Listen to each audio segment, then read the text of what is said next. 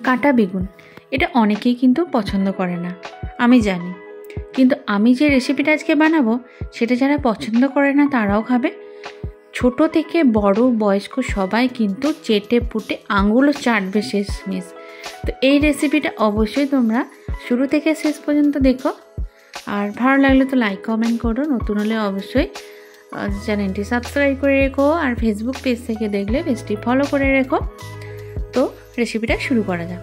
শীতকালে তোমরা জানো শীতের সবজি তো অনেক রকমের হয়, আর শীতের সবজি কিন্তু আলাদা টেস্ট হয়, ঠিক আছে। তো কাটা বেগুনটা কিন্তু শীতকালে খেতে খুবই ভালো লাগে। তুমি যেমন ধরনের রান্না করো না কেন, তুমি ভাজা বলো, রান্না বলো, যে কোনো ধরনের।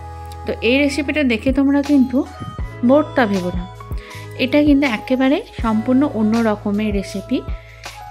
এটা এক পিস মাছ যদি বাড়িতে থাকে তাহলে কিন্তু তুমি পুরো পরিবারের জন্য এই রেসিপিটা বানিয়ে নিতে পারবে।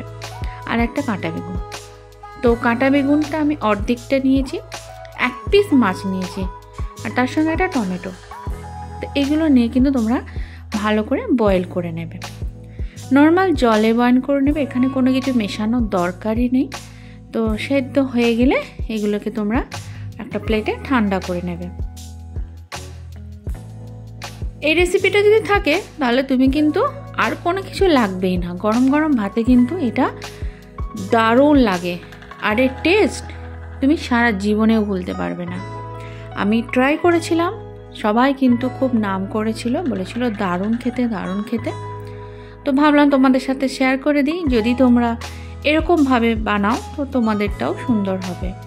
বা এরকম রেসিপি তুমি যদি বাড়িতে বানাও, তোমরা বানিয়েছো বাট এরকম ধরনের বানাবো, তো এরকম ধরনের অ্যাটলিস্ট একবার তোমরা ট্রাই করবে, দেখবে খুবই ভালো লাগবে। আর একবার বানালে বারবার কিন্তু এটা খেতে ভালো লাগে। স্পেশালি এটা শীতকালে খেতে ভালো লাগে, গরমকালে খেয়ে দেখিনি কেমন লাগে। তো সব সেদ্ধ করে নিয়ে তুমি এভাবে খোসা ছাড়িয়ে হাতের সাহায্যে এভাবে চটকে নেবে, সব আলাদা আলাদাভাবে চটকে নেবে। খুবই সোজা, যারা রান্না করতে জানো না বা রান্না এই প্রথম শিখছো বিগিনার, তাদের জন্য তো এই রেসিপিটা খুবই ভালো। তো হয়ে গেল, এবারে চুলায় চলে যাব। এখানে শুকনো কড়াই নিয়ে সামান্য একটু তেল এখানে অ্যাড করে দেবো। ফোড়নের জন্য এখানে শুকনো লঙ্কা 2 ভাগ করে ফোড়নে দিয়ে দেবো, আর একটু ফ্লেভার আনার জন্য এখানে রসুন কুচিও অ্যাড করবো। তোমরা রসুন থেতো করে দিতে পারো বা গোটাও দিতে পারো, বাট এভাবে কুচি করে দিলে রেসিপিটা খেতেও ভালো লাগবে। তো এখানে কুচনো পেঁয়াজ এর সঙ্গে আমি অ্যাড করে দেবো।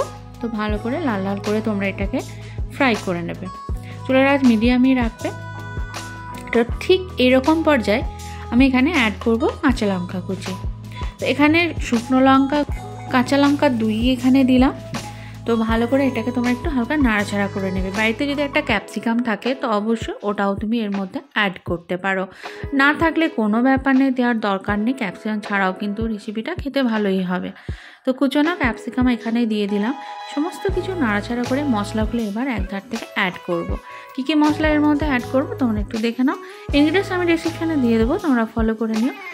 নুন, হলুদ গুঁড়ো, লঙ্কা গুঁড়ো, জিরে গুঁড়ো, ধনে গুঁড়ো, ব্যাস এইটুকুই মশলা শুধু অ্যাড করবে, আর কোনো কিছু এক্সট্রা মশলা তোমরা অ্যাডই করবে না।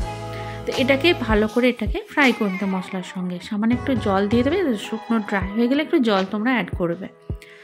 তো এভাবে ভালো করে কষিয়ে নিতে হবে। এরকম করে যখন দেখবে সমস্ত কিছু খুব ভালো মতো সেদ্ধ হয়ে গেছে, তার আগের মধ্যে তোমরা অ্যাড করবে একটু চিনি, একটু মিষ্টি ভাব আনার জন্য।